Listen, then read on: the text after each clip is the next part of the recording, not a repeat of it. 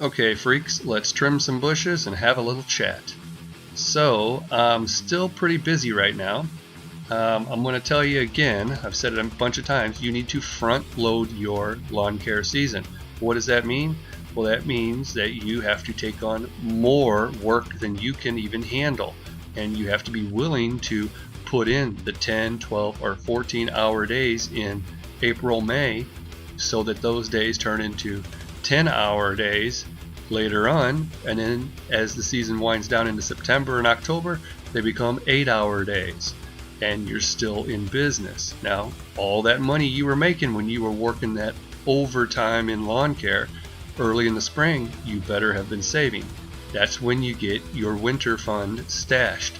So now, every day that you go out and make money is another day you don't have to dig into your winter fund. Your winter fund should be for December, January, and February, part of March around my area.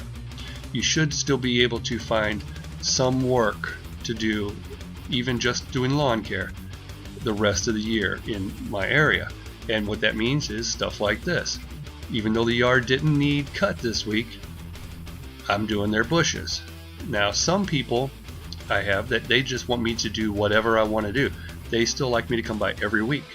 Other ones want me to come by every 2 weeks, no matter what, just until the first snow. Just do something, Greg. We like having you come out here and tidy things up, whether it's trim bushes or clean up your gutters, or, believe it or not, I'm doing a lot of the wacky things like putting all their patio furniture away, all their lawn stuff. You're putting it in sheds and going in their garage and putting it away. Just wacky stuff, rolling up their hoses, all that. They want it all. They want their yards prepped for the winter, and that's what I'm doing, along with, last little shrub trimmings and leaves. Some people, they do not like the leaves to be on there at all, and so every week you just come by and go over it with your mower, or blow it all out to the street and maybe scoop it up, depending on how big the yard is and whatever. I can't blow everything out to the street and scoop it up on some of these yards because they're just so huge. And so I tell them, hey, here's what I'll do. I'll mulch the whole yard every week for this price. And if you want anything different, I'm either not your man or it's going to be so expensive you're not going to like it. And they're like, well, that's what we're going to do then. We're going to go with your deal. And that way I have things my way and it still looks good for them. Because I do not like having a trailer full of leaves and all that. I'm not into all that stuff. I'm into in and out on my yards. That's why I have a ton of them, so that I am front loading my season, which means I don't have enough time to play around with these little one-shot deals like planting some bushes and ripping out some, mulch beds and redoing it. I want to have, 50 to 70 clients that are weekly, bi-weekly, that I have to hit, and that's just the way it is. I prefer that, and so I'll keep doing that. Okay, all done. The reason why they had me do these bushes today is because the yard's done for a while and they had the tree trimmed. So, which is a good thing, because this is a gumball tree, meaning these things will be everywhere, but that should cut down on it. So the yard dried out and they had the tree trimmed. So I said, well, time to do all the bushes one last time. So I went ahead and I did them all. That big one right here, and I blew it all off and got it out here and I raked it all up. You can still see a little sawdust from the tree trimming. And they pretty much trampled the ground in when they did the tree. But that's going to be a bonus for years to come. Yeah, when you trim these gumball trees, that is a bonus for years, because all those limbs would add 1,000 gumballs each. Who has to get rid of those? Me. Who doesn't like to get rid of them? Me. So I have more of these to do. I have a lot of like the oddball stuff right now, meaning tear out people's tomato plants and little gardens, and trim a lot of bushes, a few little branches that grew up towards houses. Now, like, that's not my yard property over here, but see how like that tree is getting close to the gutters and stuff, I would get a little step ladder and get up there, and I would cut all that stuff back, maybe even get on the roof, cut a few things back. And that's sort of like preparing things for the winter time. And I'm still going to be doing leaves, and I'll be cleaning gutters and doing that. I'm out every day still, but it's not exactly just mowing, it's the wacky stuff, which I don't like. But it's cool. It's still money. Still getting paid. Yeah, I'm getting paid. Oh yes, time to edge a sidewalk with my straight shaft trimmer. So I just zip on down, not a problem. I've done that a couple of thousand times. And even though the yard is dormant, I wouldn't even need to really trim around certain areas. I'm still going to edge them. Why? Just because I like the way they look. Like right here, I'm going to get a little bit of the leaves out of the way, find my groove, and zip it on down, and that makes it pop. It like stands out. It makes it nice and crisp. It does to my eyes, and I believe that most of the homeowners, it does to their eyes too, because when they look out, theirs looks different than the neighbors who aren't doing that right now. So, or the other lawn guys. I know a lot of lawn guys don't really do a lot of edging this time of year. I don't blame you if you can get away with not doing it. You know, it saves you time, but you know, I just do my nice little personal residential lawns, and you know, I like them to look a certain way, and I think that's pretty much why they hired me. So I've kind of pigeonholed myself. They want to see a nice crisp edge, and here's a nice crisp edge right here. So I'm just got my hedge trimmer turned on its point, and I go on down like I'm edging it, right like that. And it's pretty much the same deal. You're just cutting it off on the side. So when I go back and forth here, taking off the top, I can't do the part closest to me. Well, I'll show you that in a second here. I'm edging this other side. This other side's jacked up. Somebody might have been moving something in and out of this house, and they took they rode something up through there, and it's like ruined it. It was looking a lot better this summer, but something happened while I was gone. I come back and somebody done messed up my ivy. So this is that tricky ivy stuff. Like I said, I can't, right here, it's right. I have to do like the reach across, not a reach around, a reach across, okay? Because you can't really chop it up and edge it, you know, and up close to your ankles and stuff. So I do the reach across and get that area, and then when I'm out here, I'll be doing the farther sides. But obviously I'm zipping back down there. So here we go. It's the same deal on the edges by the grass. You just kind of follow your straight line, go along, and I always do this before I mow. That way I can blow it all out into the yard, so I can cut it up, bag it up, or in this case there's a lot of it, so I just blow it out, scoop up a big pile of it, then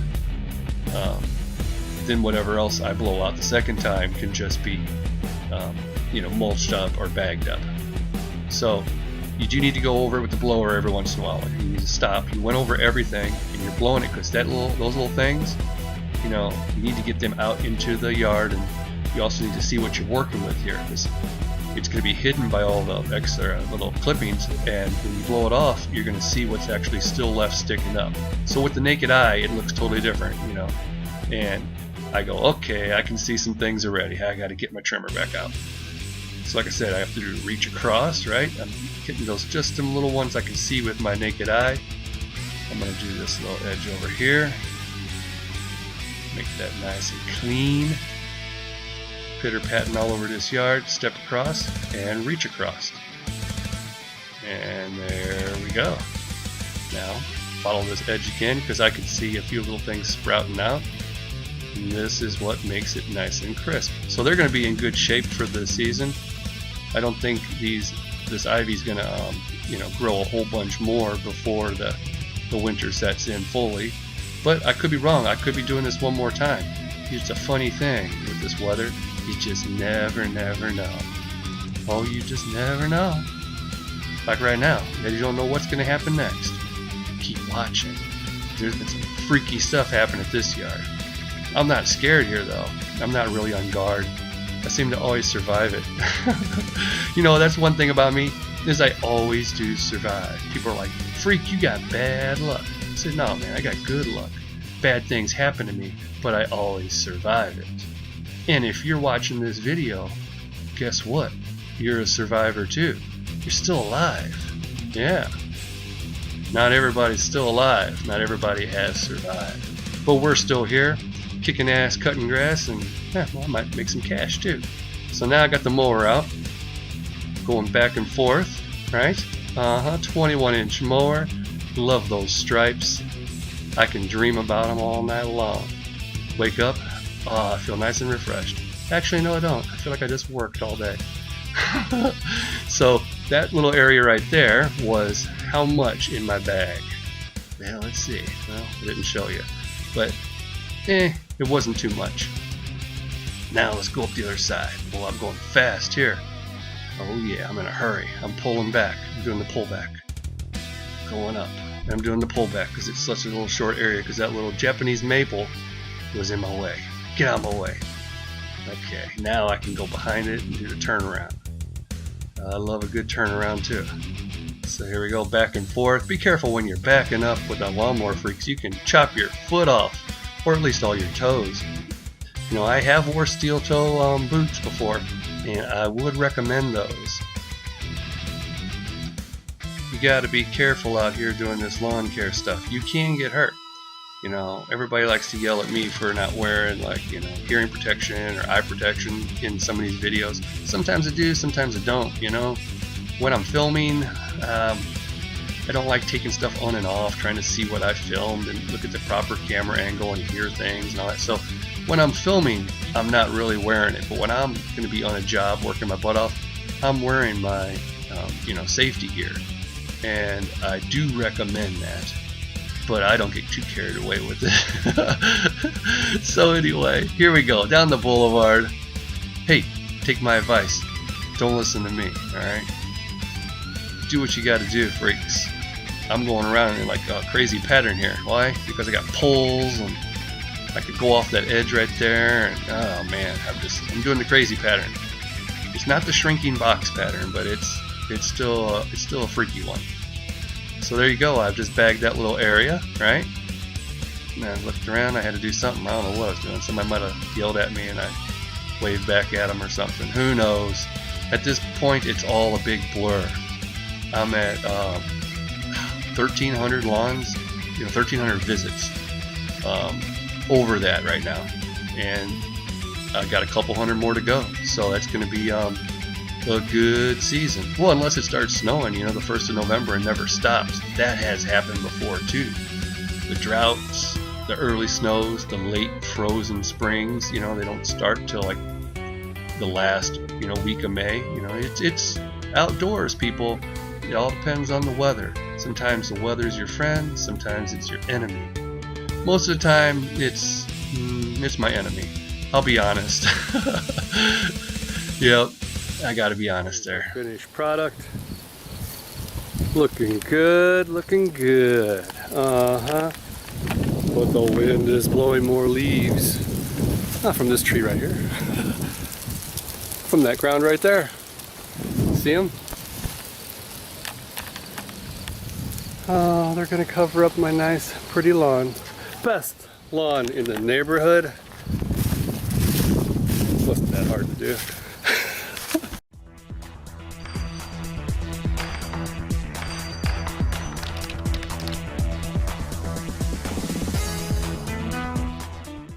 Okay, freaks, I'm going to show you something. The yard is pretty much burnt up, dried out, but I still have to come by and get my blower, my handheld blower, and I blow things out of this little area.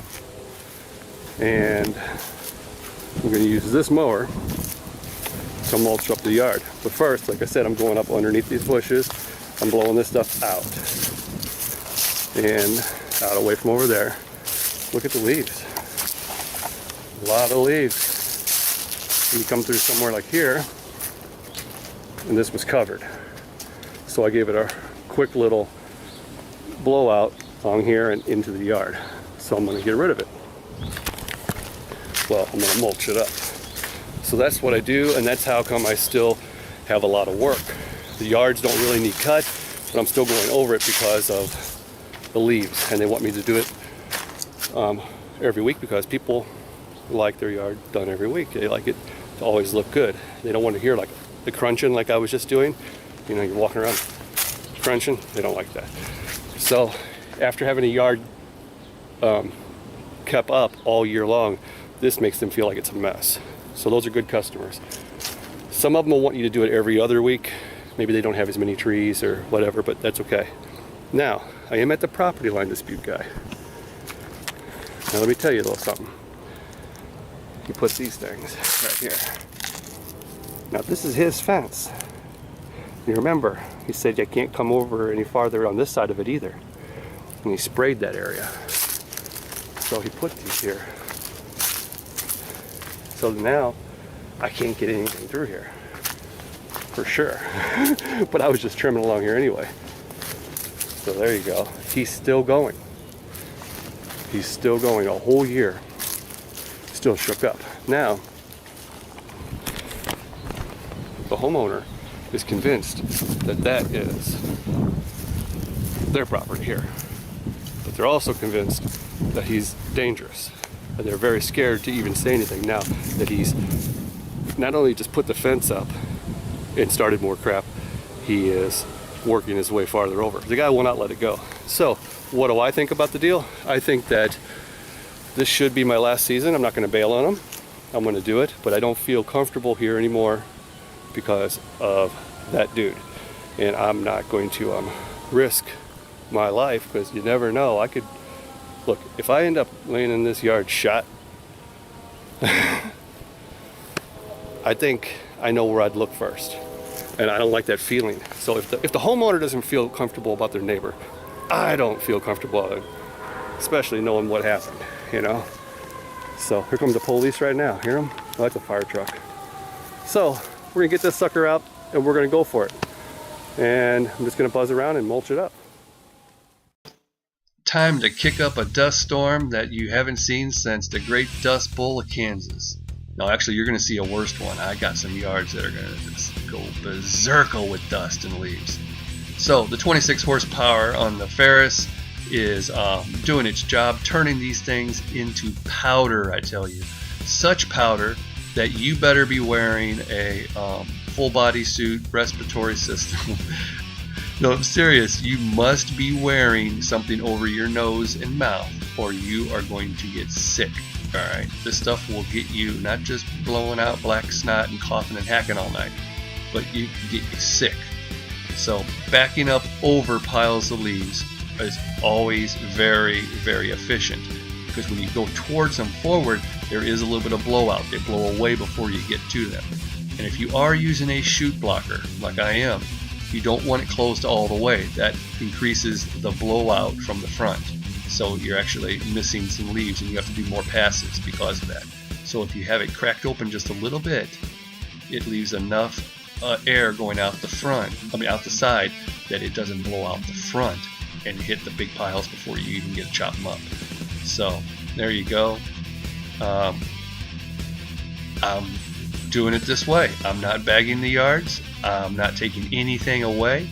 I might look like a crazy pattern. I might have had to go around a couple extra times, but there are no leaves here anymore. They're gone, okay? And I'm not taking any with me except the dust that's on my mower and in my hair and down in every pore on my body, okay? But it's not in my lungs because I'm wearing my dust mask, all right? You better do the same, freaks. You better do the same. Oh, you might survive one day like this, but you won't survive two. I'm just warning you. This is just advice.